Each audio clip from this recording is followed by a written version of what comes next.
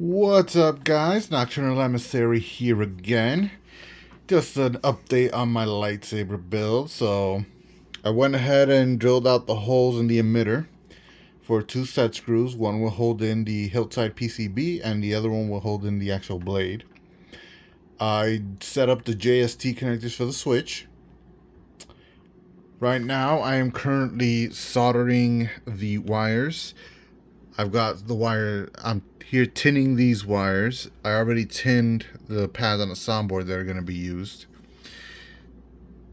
So this is actually pretty straightforward. I pulled up the schematic on my computer here on the Custom Saber Shop.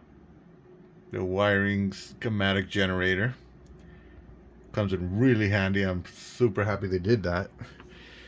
Alright, so I'm going to finish tinning these wires up and then I will solder them to the board.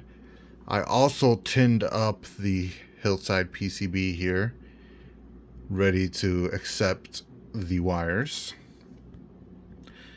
And yeah, making progress slowly but surely. This is my soldering iron. It's an Xtronic 3000 series. I love this soldering iron. You can find this on Amazon. May not be available anymore. It's pretty old, but they might still have it. I mean, and there's a chance that you might be able to get the newer version of it. But I love it because it has the built-in solder holder. You can adjust the temperature. I love this thing. And it's an all-in-one kit. It came with a sponge. It came with the tip cleaner there.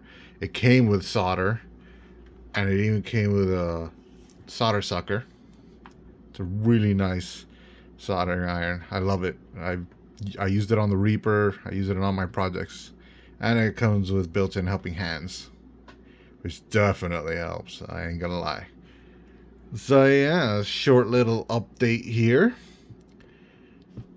Keep you updated as I progress. But yeah, that's it for now.